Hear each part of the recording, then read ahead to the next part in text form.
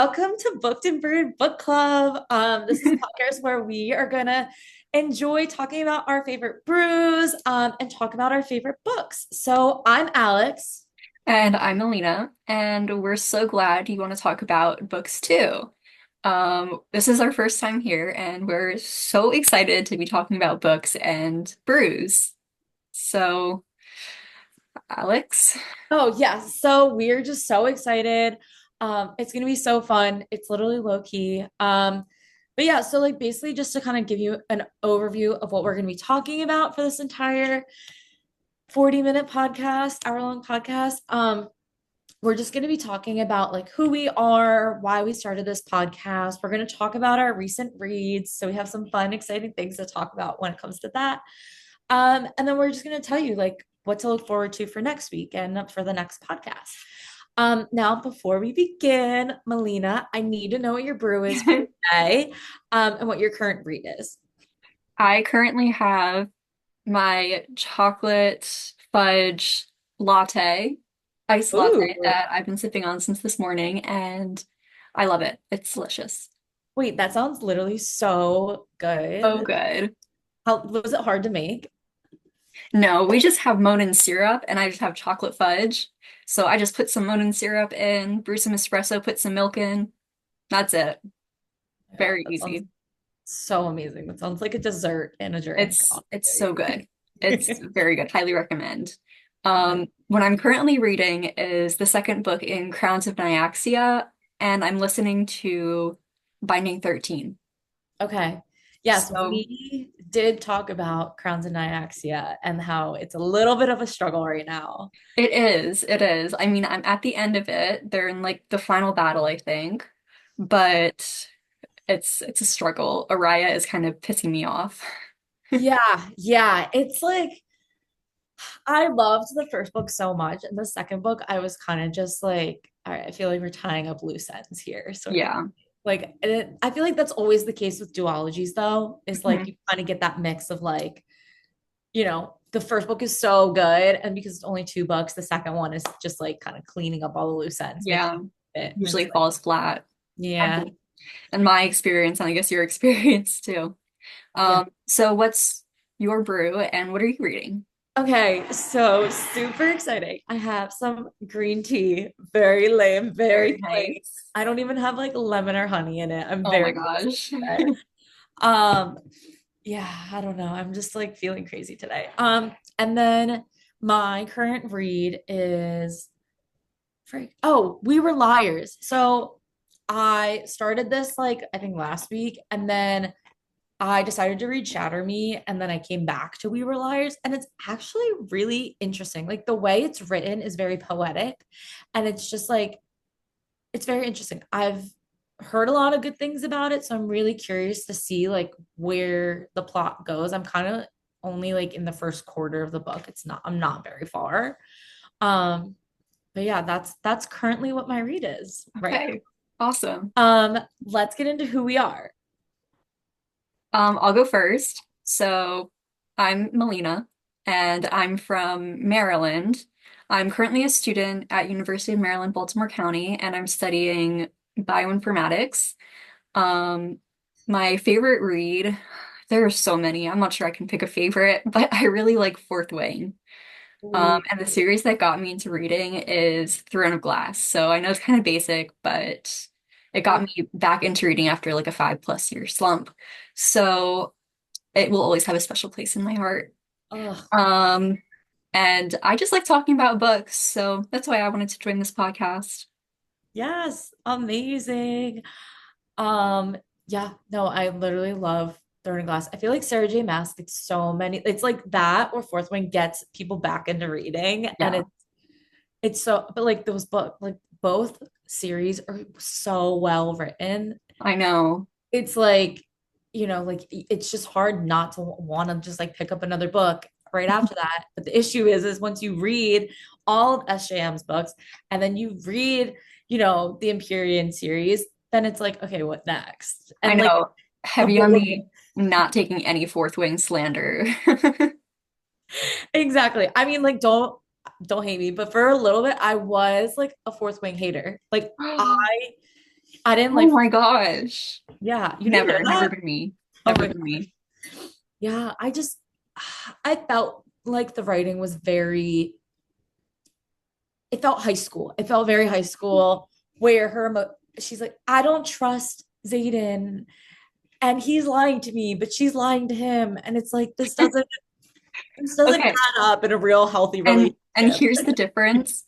As me being a similar age to Violet, I could relate to that so much. Okay. See, that's what it So it's like it takes a long time, like maybe longer than you might think, to actually reach that level of emotional maturity. So like for college kids, like 20, 21, 22, like it's pretty typical. So I can Yeah, relate to that. that's fair. I felt like when I came back and read the series a second time, because the third book came out, I wasn't gonna read it. Everyone's like, no, you have to. It's Mhm. so good. It's such a game changer. And I was like, ah, well, it's been so long since I read the other one. Let me reread the other one so I can get myself hyped up. And I think Mhm. reading it the second time around, I was so much more excited and like genuinely love the series now. I don't know what it was for me the first time, but the second time around, like I don't know what changed. Obviously not the writing, but something in me changed and I fell in love with the series and Zaddy Daddy. I fell in love with Oh him. yeah. But yeah, I mean, is there anything else you wanted to tell everyone about yourself? I have two dogs There you and they go. like to read with me. There you go. Your reading buddies, the most important thing. How could you Mhm. forget them, Melina? Yeah. Well, perfect. So I guess a little bit about me is, well, obviously I'm Alex. I'm originally from Delaware, but now I'm living in Florida. I was one of the COVID movers that moved from anywhere in the US to Florida. So that was me. I met my husband here. We recently got married. So that's like always so fun and exciting. I left my job, I would say like a couple weeks ago. And right now I'm just kind of figuring out the next step for me. I want to open a bookstore. So I'm currently in the process of doing that and like a few other side things, like just, making money on the side, like serving and like baristaing. But right now, like my goal is to open my bookstore. So that's kind of where I'm at. And then I would say like my favorite read is it's tough. Like it's really tough because like okay, like you said, I love Akatar. Like that was the book series that got me back into reading.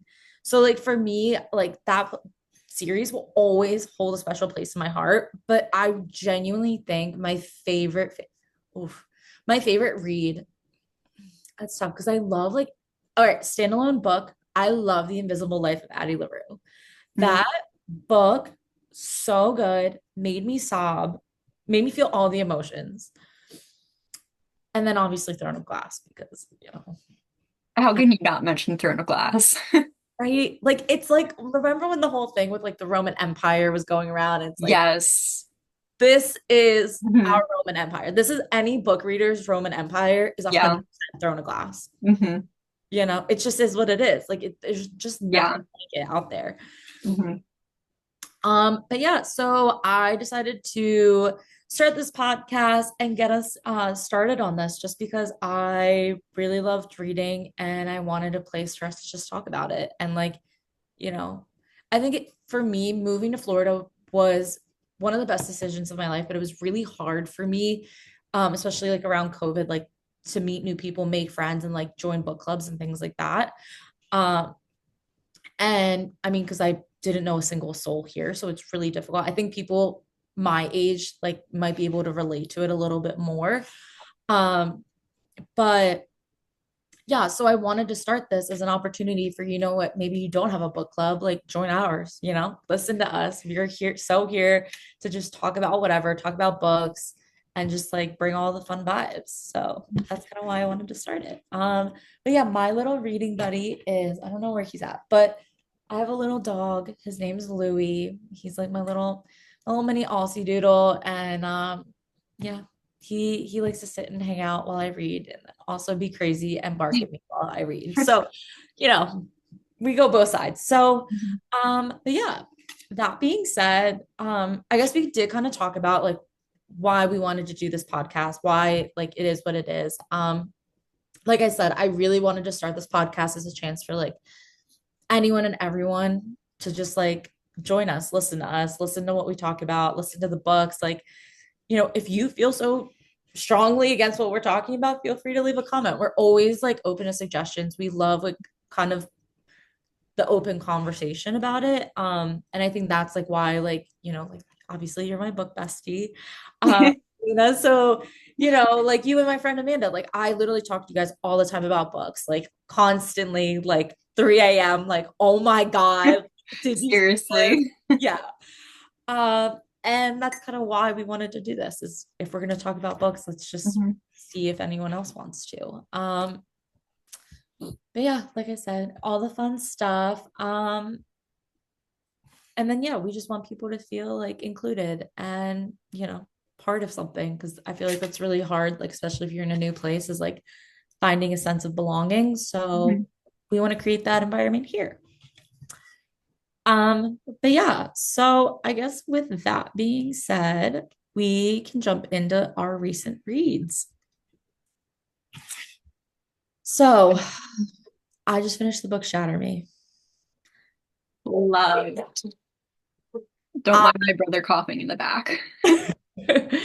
okay, so when did you read Shatter Me? Like, I need to understand the Um, premise of when your timeline was. I started it, let me see. It was like right before Memorial Day. Okay, so it was recent. It wasn't like you read Yeah, this years ago or anything like that. no, it's been very recent. But I started it, I read it in a couple days.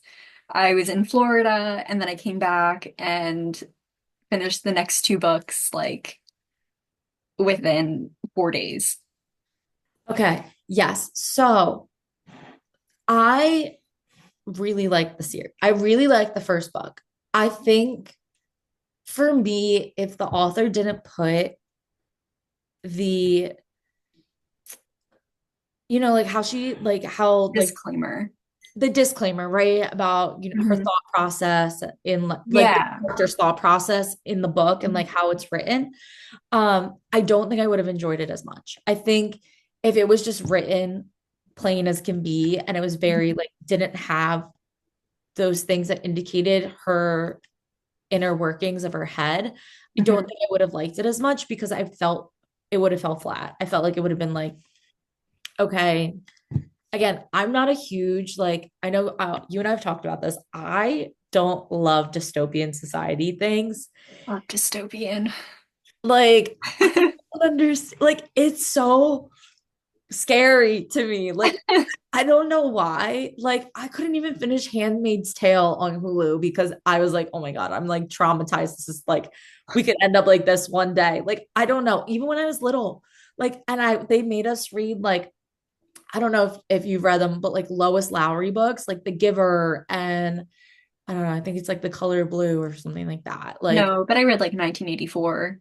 yeah, right? Like the George Orwell stuff like that, like Fahrenheit 451. Like the concept of it is so crazy. And I think as you get old, like when you're a kid, you're like, okay, this is kind of like weird. Like, why would anyone want to live in a dystopian society? This doesn't make sense. And then like as you get older, you're like, okay, well, they were just trying to fix like the system, like every like, and you're like, okay, could this eventually like turn into like, our world? Like, I don't know. It's sometimes a little too close to home, but Yeah. I yeah, I really liked it. I think the issue that I had with it though, again, and this is my age gap with it, right? So it's a young adult novel. She's 17 in the book. That's a 10-year difference for me. And it's really hard to put myself back in that mindset of being a 17-year-old girl. So Yeah. for me, the love story so far, right? I don't know the rest of the series yet. I haven't gotten my way through the rest of the series. But just based on the first book, like her love interest with Adam, I don't understand. It seems like it was Mhm. over the course of like a month, and yet she's like head over heels madly in love with this man. And she didn't even really talk to him like the first couple of weeks when they were in the cell together. Hmm. And then they escape or they leave or whatever when she's taken out of the cell and she's at that house training thing, facility thing. Like they barely talk, like they talk like towards the end of it, but like in the beginning, like she said there would be weeks where she didn't really talk to him or something like that. And I was just like, I don't know, like how do you form such a strong relationship with someone you haven't seen in 3 years, never talked to before those 3 years, Hmm. didn't even talk to him when you first saw him. Like, I don't know. It just like I struggle with it, but maybe it's kind of like that capty like mindset, like, oh, he's my savior, like I'm like it's kind of a forced, not forced love, but like a Stockholm syndrome kind of thing. I don't know. That's maybe my thing thinking of it. Hmm. I don't know. Like, what do you think? Um, I was never a fan of Adam. I always thought he was just like the temporary. Yeah. Um, I mean, yeah, as far as Adam goes, I don't have a lot of like strong thoughts for just the first book. Yeah. Um, like I didn't have a real reason to dislike him. Okay. Um, but going to like Juliet's inner voice and Yeah. like how it's written, at first I was like, this is really weird. Like, is it meant to be written like that? Yeah. When I saw like the disclaimer for the other books, I was like, oh, okay, that makes a lot more sense now. And like I can kind of see why I can understand why like the books were done that way to really capture Juliet's like insanity at first and how she's like slowly getting it back and learning to be around other people. Yeah. Yeah. 100%. I personally really, I liked the way the author wrote the book because it makes it seem authentic, right? When I was reading it, I was like, wow, like this is literally like sometimes how I think. Like, oh my gosh, let me scratch what I just said. Like, or let me like, it's kind of like a level to your inner voice, right? Like Yeah. actual deep the feelings and emotions versus like, okay, let me filter that. And that's something that I would tell someone. But like it felt like very relatable in that sense because there are a lot of times where, I'm thinking in my head something and then I'm like, wait, scratch that. And then like on to something else. So I really liked it. The fixation with the numbers, I thought was interesting. Like everything is very like, there's two knocks, there's four walls and one ceiling. There's what like everything was very much like towards the beginning of the book, it seemed like she was Mhm. counting her life according to numbers. Like she was, I don't know how to explain it, but like that was kind of how she was describing her life. But then part of me is like, maybe that's just all she had because like I mean, she was in solitary confinement for three Here's years. my thought on that. I think the numbers helped give her a sense of control. Ooh, okay. Mhm. Okay. I elaborate on that. Elaborate on that. Um, Numbers she could control. She could count so she could know. Like she could count everything around her, the time between um meals, the time between like when she could go to the shower. She could count that and she could control that, but she couldn't necessarily control her situation and her abilities and where she was. So I think it helped her just like, I don't know what the word is, compartmentalize it maybe. Yes. I can agree with that. Do you think though that because what do you think about the fact that like towards the beginning of at least like Shatter Me, like again, I don't know how the other series go, the rest of the books go, but at least in this just one book, like what are your thoughts that like it's very number focused on the Mhm. beginning and then towards the end of the book, like you still see it, but it's not nearly as much as you did when you first. Like, what do you think that's reflecting as her growth as a character? I think it's reflecting her being around other people, um, and kind of, how do I say it? Like, she's not in solitary, so she's not insane. Okay. So she's kind of learning how to be normal again.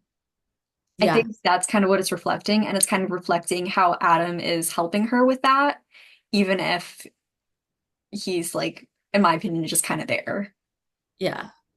That's like, okay, this is a really, really loose um reference, but the way that I see Adam, Mhm.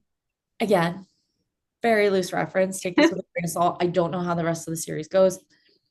I see it as like Tamlin, or like he, Hmm. like Tamlin was the one that, granted, Tamlin, like think he might have a redemption arc. I still don't know how I feel about him by the end of this. We'll talk about that whole series a different Yeah, a hundred episode. There's a percent, whole bunch on that. 100%. We can do a whole episode dedicated to that. Mhm. But I will say that I like how the way that Tamlin pulled Farah from like the life that she knew, from like her being a survivor, right? Like that's what she was. She was the survivor and like making sure her family survived. That was like her sole focus in life. Mhm. And Tamlin took her out of that and like made her see this whole world where now she could like had the freedom to do whatever she wanted. She had the freedom to help people. She had the freedom to like really make a difference. And granted, he didn't handle the situation well, but that's a different story.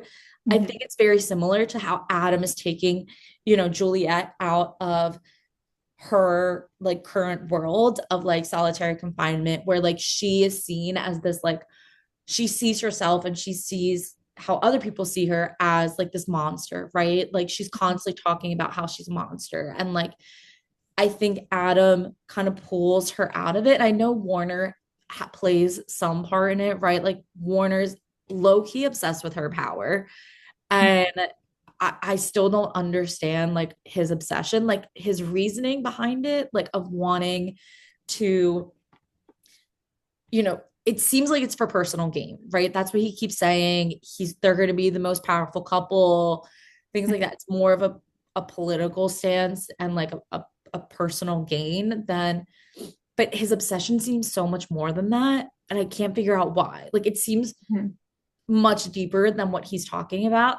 But I think between the two of them, like Adam and Warner taking her out of the solitary confinement and like pulling her out from like what she knew, like they have two very unconventional ways, like two different ways of kind of making her feel like she's not a monster, like making her feel like she's not this person that she spent her whole life believing. And I think that's the same thing with like Farah. Like, you know, anyway, so that's like when you said that, I was like, oh, that actually makes sense. That was kind of like where I Mhm. was going with that.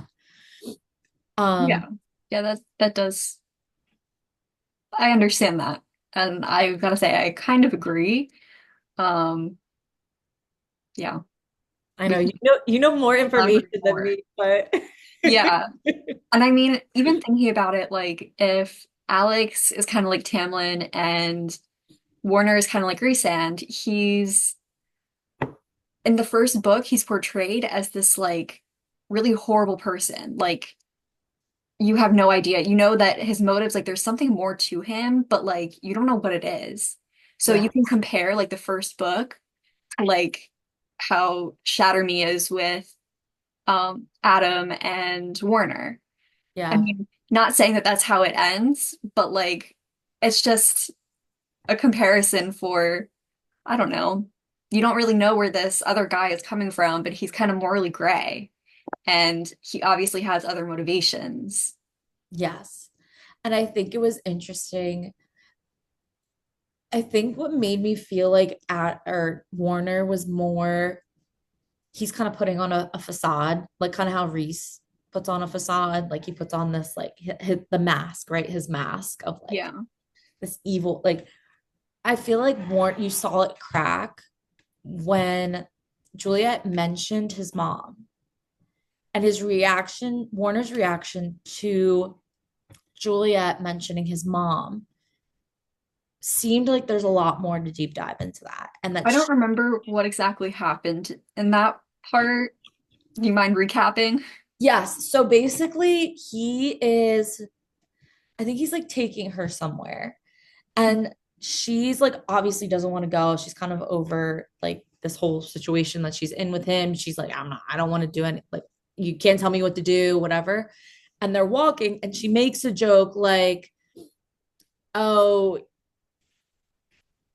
no. Okay, we have like 10 minutes left. Um, Okay.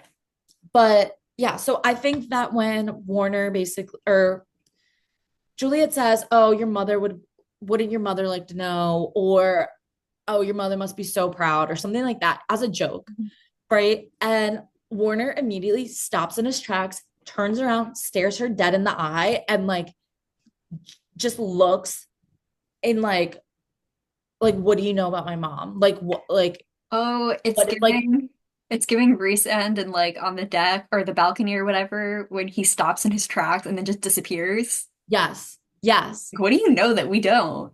Right, right. So I thought that was interesting. And then he just like ignores her the rest of the time. And I was like, okay, so there's something there. So I'm excited to kind of deep dive into that. Um, but yeah, I don't know. I kind of like have this feeling that I really like Warner, but like I don't really know. Like Adam just seems so As sweet of and innocent. as of now, like in the first book, there's not really a reason to like Warner. Like he's not written as a likable character, but like yeah, me too. I liked him too. I was like, there's something more there. Oh, because you know what? I think it's my whole like mindset, the whole mindset of like previous books that I've seen, right? Yeah. Where like the bad guy is not really the bad guy. And I'm like, Mhm. maybe Warner, maybe we can work with this. Yeah. So Um, there's no reason that I should like you or why I think you right. should be like a love interest, but like maybe you are. Like I just want to think that. So let me live in my delusion. Right, exactly, exactly. I was like, okay, you know what? I'll give you a chance, right? Yeah. Like you've done everything wrong, but I'll give you a chance. Meanwhile, Juliet's like, oh my gosh, I can never forgive you. You're horrible. You Right, love right, Juliet. Be more sympathetic to him. right, There's literally no reason for her to do that. right. Okay, so on that note though, why like I thought it was really interesting that she hates him, right? But she always draws the line when he asks her or wants her to touch him. She always draws that line. And I think that's very interesting about why she does it. Like, like when he's basically egging her on and she's like, no, I won't, I won't, I won't. Mhm. I think that's like a really great testament to her character that like even though she hates this man like wholeheartedly, like A, does she really hate him that much? The more she gets to know him, is she slowly kind of relating to him to some degree? When he says, "You and I are more alike than you think," like, is she kind of starting to see that? Or is she also just like drawing the line on a moral ground? Like, I never want to hurt someone again, you know? Mhm. I don't know. I thought that was like interesting that she did that. But why do you okay, so again, you probably know more than me, but Yeah. do you okay, like why do you think that Warner and Adam like can touch her? I'm assuming they don't tell Oh, you. I cannot tell you any of that. Oh, okay. You have to keep reading. Okay. I will. But maybe Warner didn't actually touch her, right? I mean, she said it could have been her imagination or something. So at this point, Oh, we don't actually know for sure. no, we do because he makes out with her at the end of the first book. He And does. that's I don't when remember that. I that's when thought that she was the shoots second book. him. No, that's the first book. That's when she shoots him. Ah, okay, I see. Never mind. Never Yeah. mind. Okay, Yeah. so we know that he can touch her. There's I feel like there's You're in more. for some surprises. Oh God, I have to read the second one now. Mhm. And the third. Oh, okay. It's crazy. There's six books, right? And then there's spin-offs, like another set of spin-offs, something. Yeah, I think there's six, but I'm on book four, and it's kind of like a split from Juliet and another character's perspective, which I can't tell you yet, but Okay. split. Interesting. I mean, like split like a throne of glass kind of split, or split like Um, they're really trying to kind pivot. of, Okay. kind of, but not so much because it's not from like all the characters' perspectives. It's only Mhm. from Interesting. these two main characters. Okay. Well, give me about a week and I will get to the You'll point. know. You'll know. Oh my God, drama. I can't wait. Mhm. Okay, so for the reestablishment, again, you can answer, you know more, but I just didn't understand the establishment. Like, I got it, and everyone's like, they're so bad, they're so bad, they're so bad. And I understand that they're so bad, but I felt like it again, we're getting it from Juliet's point of view and like what she's finding out as she goes along. Mhm. And I don't fully understand it, right? Like she's been in isolation for 3 years and then now she's kind of just thrown into this world. Like, I want to know what happened in between. Like, how, Yeah. like, they kind of talk a little bit about how the establishment like kind of came to be, but it's to me like kind of confusing. And like, I feel like I have a lot of questions about like why they do what they do. Like, why, for example, like all the kids and Juliet made a comment towards the end of the book where she sees where Adam's little brother lives and like how all the people there are either old or their children. And that like and then there's soldiers just there. And she's like, why wouldn't they be with the rest of society? Like that doesn't make sense to me. Mhm. So I don't know. You're probably I probably will figure it out as I go along, but I felt like the establishment had like I'm curious to see where it goes with it. Yeah. And I'll be honest, maybe I was not thinking very critically, but those thoughts just never crossed my mind. I was like, oh, the reestablishment. It's the horrible dystopian government. So I wasn't really questioning Yeah, most of it. that's fair. I like, I don't know. I don't know. I feel like there's more to it. There's more about it, but we shall see. Um, okay. So I'm gonna edit this part out, but I figure we have 3 minutes ish left. So we can finish up talking about Shatter Me and then we can set up another, like, I'll set up another Zoom meeting like right after, and we can talk about Fearless. Mhm. And just like I guess the series as like a whole, and then we can just finish up the podcast. And I think that should be around like 45 minutes to an hour. Okay. Perf. Okay, perfect. Is there anything else you wanted to go over with Shatter Me? I feel like we kind of like dissected it all.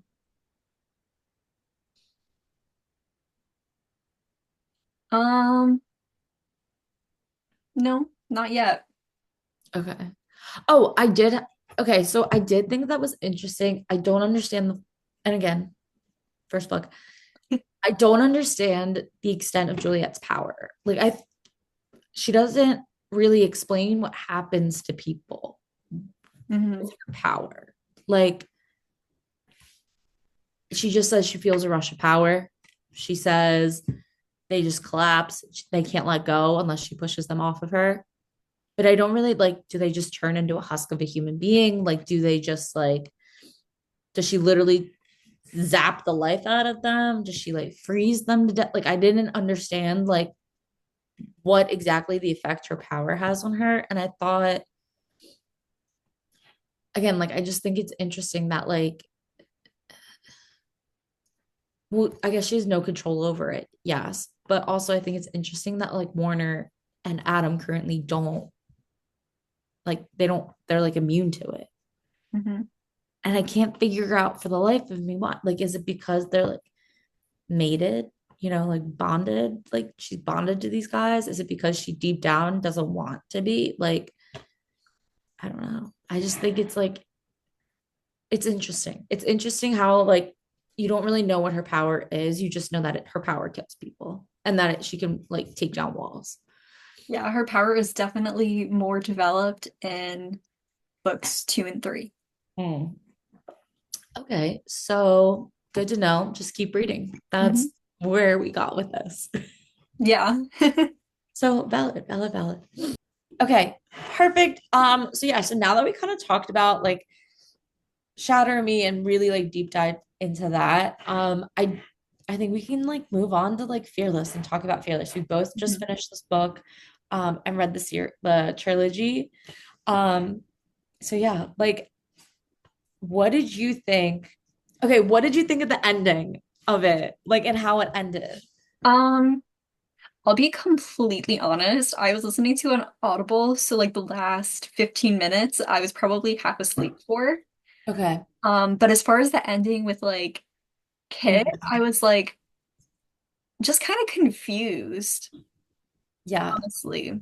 And I didn't really think it fit his character from like the first book specifically. And Yeah.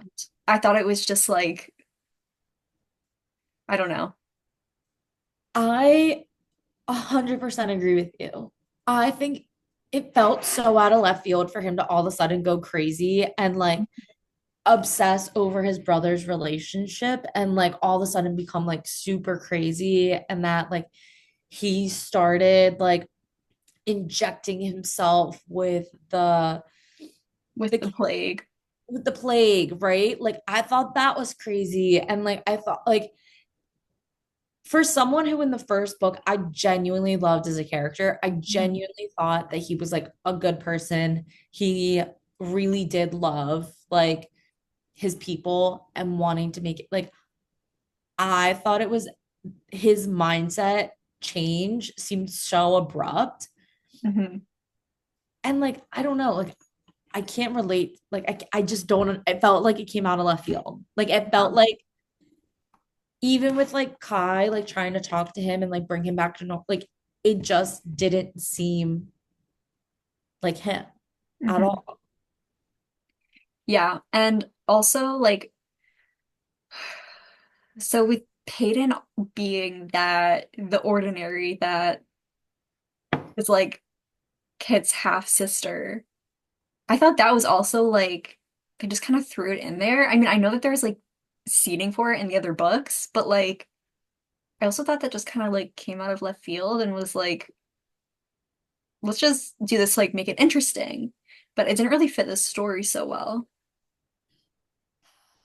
I so I liked part of it, right? Like Hmm. him be her being Kit's half sister. Like it seems so far-fetched. Like it Hmm. what are the chances that Kit's half sister is in love with Kit's half brother and they're not related and like all of it just seemed weird. Like all of it just seemed far-fetched. I would have thought that like her dad would have been her real dad Hmm. and that like I would have liked that story. I would have loved if her dad was her real dad who then had a thing with the queen when he was like doing his healing stuff in there. Yeah. Like that would I would have really liked that. But for me to get behind the idea that she was adopted, she is the daughter of a queen who somehow like also didn't understand how she became ordinary when again, two powerful people had a kid. That didn't make sense to me because that's all they Mhm. talk about in this book is the fact that like you know that these kids are supposed to have powers. Then that leaves me to believe like does she have powers but she just like doesn't realize it? Like is it more like subtle? Like I don't know. I felt like that story was just thrown in there to really make it really plot twisty. Hmm.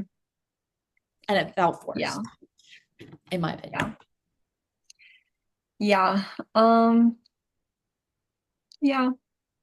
Another thing I really didn't like about this was how much Kai and Peyton both accepted that they had a relationship.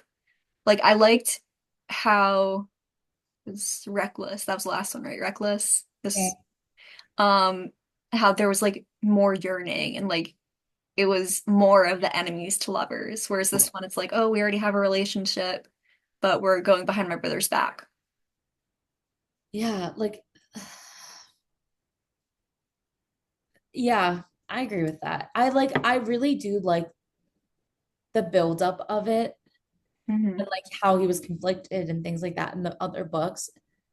But I feel like they kind of accepted it a little too easily in this series. Yeah. Like Yeah.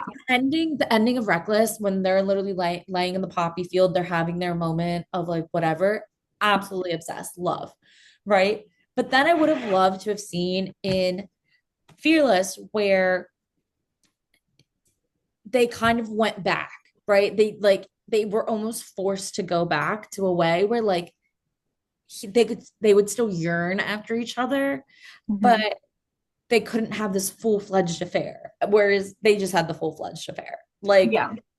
and I was kind of just like, okay. And it was obvious, so obvious to everyone, like everyone in the castle, things like, and I was like, ugh. Like one thing to sneak around, one thing to like almost make it pretty obvious that like you guys are trapped in like a closet together. That's so cliche. Yeah. Like, Yeah. I don't know. I just felt like I didn't love it. I love, don't get me wrong, love their love story, love them as characters. I, again, also I felt like Kai got really soft in this series. Like I loved how ruthless he was. I Mhm. loved how like it was hot. This How series, morally gray he was. yes, I And then love he turned into like the perfect golden retriever boyfriend. yes. And I was like, no, this is you're Hmm. losing yourself in this relationship Yeah. that don't love you anymore like this. I don't know. I don't know. I felt like the ending of this too, like tied to like perfectly, right? Like Hmm. he kills his brother because he ends up like essentially it's like him choose symbolic of him choosing Peyton over his brother, kills his brother. Then he ends up being like king and like because Peyton ends up married like it's just like this like thing like Peyton marries him and like whatever. Like I just don't I felt like this was just like oh my gosh this poor girl off the streets of nowhere she all she wanted was just to be accepted and now she's the queen. Look how like fairy tale ending. She has her husband, he's king. They're traveling around making trades with everyone and they have a cute little girl now.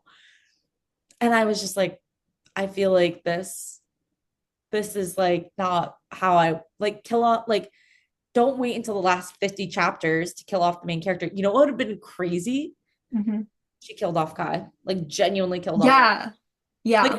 I low key would have loved that. Like bring Like back the not really, trauma. but like Yeah, yeah. right. Like I want to feel traumatized after a book. Like I Mhm. want to sit there That's sobbing. yeah, that's what makes me like, oh my God, that's a good book. Yes. Like when you have the courage to actually kill off a main character, like a love interest, like no, I hate that for me, but like it's a good book. Right. Okay. When SJM did it to Sam, My heart, I still think about Sam every day. no, same. But we love that that came full circle, and it was almost like Sam gifted Rowan to her. So love that, right? I love that. Like we got so emotionally attached to a character, and kill like traumatize me, make me feel strong emotions. I felt like this book did not make me feel strong emotions. Yeah, yeah, that's what I was thinking. Like when we were talking about this, we were starting to talk about this. I was like, I really have no strong emotions about anybody in this book. Yes. Like it's a decent read. It was entertaining, but I probably wouldn't read it again. I liked it, didn't love. If you right, like it's a young adult novel. If people ask me for recommendations, I would give it. Like I didn't think it was bad, right? Like I like the plot. Mhm. It's like when you watch your favorite TV show and that it's such a good TV show, and then the ending of it, you're like, come on. Yeah. Like that's Yeah. about this book. Like it could have been so good. Granted, wasn't a huge fan of Reckless either. I felt like that was really a drawn out um Hmm. book that seemed the entire time it was just him chasing her. That's all it was. There was Yeah, nothing like pretty there was much. no drama, nothing traumatic. I get that he I get that it kind of pushed the love story side more, but I would have loved to have seen something like way more traumatic, like something Mhm. crazy happened to her, and like he's forced to like I don't know, like really like dig deep and be like, I don't know what I'm saying, but I just would have loved more. Again, strong emotion would have been nice, Hmm. but I don't know. I had a thought about the books too, and I can't. Oh, the trials in the third book. Why are we doing another set of trials? This is Yeah. ridiculous. We're basically copy and pasting your first book. Hmm. That was ridiculous. Yeah. I thought it was just like, oh, we have all these pages, so let's try and fill them. Yeah. I, again, loved the first book. Second book, didn't love as much, but I could see it had potential. Like it was setting up the scene for the final book. And Hmm. that, I could get behind that. Was it the best second book of a series that I've ever read? No. But Absolutely not. it could, I could have, the way it ended, I was like, okay, third book is really set up well. Hmm. I think the third book fell flat on its face, did Yeah. not bring enough strong emotion from me. Like, I also, this whole thing with the queen from, I can't remember what island it was, but that island where she sails to, the queen, Hmm. I don't, I have so many questions about her. Yeah. I mean, what was the deal with her? Right? Yeah. I mean, granted, that's like pretty much it, but I didn't like, I felt like we didn't have enough information on her. Like, you're going to drop tidbits of information. Why, like, how is she able, does she control the sea? Like, does she herself have powers? Like, is that why? Like, is she technically an elite and we just don't know about it? And she's running a very, like, ordinary society. Like, Hmm. I felt like there was so much more to her. And like the way she kind of presented herself as like this, like kind of like all knowing character, I thought was interesting. And I was like, okay, so she must be, she must be um, where am I going with this? She must be an elite. I think she would have been, I think she's an elite, but I'll never know. We don't have our answer. That bothers me. Yeah. Yeah. I don't know. I just wanted to know what the point with her was. Honestly, I felt like we got introduced to characters, but we didn't get the world building of the character. Like, Hmm. okay, so like I feel like no other characters really advanced the plot. There was not anything else that like really advanced it. Also, the fact that like Peyton got so mad at that girl and like burns her face. Hmm. Um, what was her name? Blair, I think. No, Yeah, Blair. Blair burns her face. I was like, and she like kind of like blacks out. Like I was like, does Peyton have powers? Because I'm confused. Like I'm confused. Like I'm so confused by that. Hmm. Again, I just think all of it's very confusing. I felt like Yeah. there I am left with questions. I don't have any emotion towards it. Very disappointed. Yeah, but the thing is, I'm left with questions that I don't care to get the answer to. Mm. Yeah. Yeah. I mean, again, I loved her relationship with Kai. But I just felt like she focused so much on the relationship between Kai and Peyton that everything else felt like a fill-in. Yeah. And it was just like, it didn't do it for me. It didn't do it for me. I was really disappointed. And I don't know, like I felt like it seemed like Peyton started out not wanting this life for herself. And then now that she's kind of shifted into like, okay, well, now I have an in with the king and like, this like family. Now she's like, oh, I can help the ordinaries and like do all these things. And like, I don't know. I just like, mm, again, didn't love that Mhm. like it just it felt weird. Like it felt weird. Like no emotion, Yeah. nothing. Disappointed. Yeah, that's kind of it. Hmm. Yeah. Yeah, that kind of sums up how I feel about the series. I was like, Yeah. Again, it had so much potential, but mhm. I don't know. But anyway, yeah. So I guess that like so that covers our book reviews of Fearless and Shatter Me. Um, Next week, I think we talked about maybe talking about Akatar next week. So we will deep dive into Akatar. We'll talk about our favorite characters. We'll spend the entire episode just talking about just this one series because there's so much complexity to it. Mhm. We might even do a part two depending on how it goes. Um, but yeah, this is basically what Booked and Brewed's about. Like just coming, chatting, talking about very like controversial opinions because I know so many people love, for example, like Powerless. And I'm happy to say or sad to say that like I'm severely disappointed and I Mhm. don't agree with a lot of people's opinion on it. But that's okay. Yeah. And we're here. Um, so yeah, if if there's a specific book or topic you want us to review, deep dive into, please feel free to leave like information in the comments. We're happy to kind of just go ahead, take that into consideration. You can also DM us on Instagram or TikTok at Booked and Brewed BC. Um, but yeah, If you liked this episode, then definitely like, comment, and subscribe, and we'll make more episodes. yes, definitely. This is definitely going to be the first, even if there's only 5 viewers. We had so much fun. And we hope you guys enjoyed it as well. Thanks for brewing with us today. Until next time, book besties.